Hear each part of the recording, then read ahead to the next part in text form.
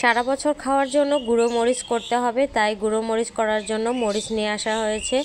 আর এখানে মরিচ আমি দুই রকমের মরিচ ব্যবহার করতেছি, দেশি মরিচ আর হচ্ছে হাইব্রিড মরিচ।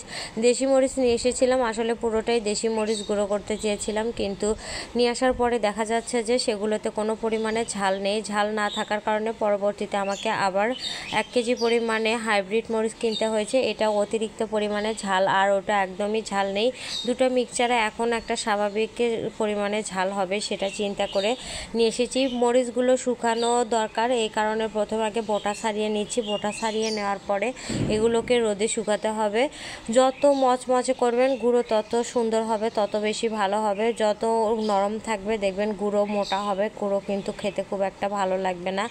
আর আমি বেশিরভাগই মরিচ হচ্ছে গিয়া শুকনো মরিচ না ভেজে গুঁড়ো করি, কিন্তু এবার অনেকটা কারণবশত আমাকে মরিচ ভাজতে হয়েছিল। কারণ হচ্ছে কয়েকদিন ধরে রোদে দিচ্ছি, রোদে দেওয়ার পরও মরিচগুলোকে আমি শুকাতে পারছি না, কারণ একটু পরপরেই বৃষ্টি হচ্ছে। কিছুদিন, একদিন দুই দিন আবার রোদে না দিলে দেখা যাচ্ছে সেই মরিচটা আবার নরম হয়ে যাচ্ছে। এই কারণে বাধ্য হয়ে মরিচগুলোকে হালকা একটু ভেজে নিয়েছিলাম। তারপরে এই যে দেখেন বস্তার মধ্যে উঠিয়ে ফেলতেছি। এখানে বস্তার ভিতরে ইউরিয়ার কাগজ আছে, এগুলো হচ্ছে হাইব্রিড মরিচ আর ওই পাশেরগুলো হচ্ছে দেশি মরিচ।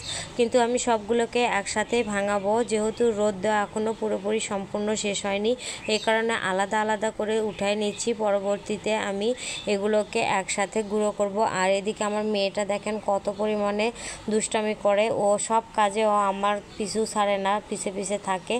আপনাদের ঘরে এরকম 2-1 পিস আছে নাকি? থাকলে কমেন্ট করে অবশ্যই জানাবেন। আপনারা কে কীভাবে মরিচ গুঁড়ো করে খান জানাবেন। আমরা যেহেতু গ্রামের মানুষ, গ্রামের মানুষেরা আমরা ঠিক এভাবেই সারা বছরের জন্য মরিচ গুঁড়ো করে রাখি। আমরা বাইরের কেনা গুঁড়ো মরিচ খেতে খুব একটা পছন্দ করি না।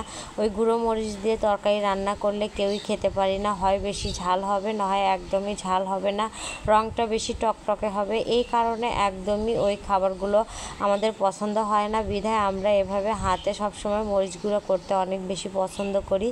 এই দেখেন আমি এটাকে কিন্তু হাইব্রিড যেটা সেটাকে আলাদা করে রাখছি, কারণ আমার পুরোপুরি এটা হচ্ছে শুকায়নি। এই পরবর্তীতে এটাকে ভালোভাবে শুকায়ে হালকা একটু ভেজে তারপরে আমি গুঁড়ো করতে দিয়েছি।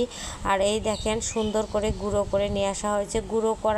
নিয়ে আসার পরে আপনারা অবশ্যই বস্তার মুখটা খুলে রাখবেন অথবা কোনো একটা পাত্রে ঢেলে রাখবেন। তাছাড়া মরিচ গুঁড়ো করে আনার পর ওইভাবেই যদি বেঁধে আটকে রাখেন, সেই মরিচগুলো অনেক কালো হয়ে যায়, অথবা অনেক সময় দেখা যায় অতিরিক্ত তাপমাত্রার কারণে মরিচ গুঁড়া পুড়ে যায়।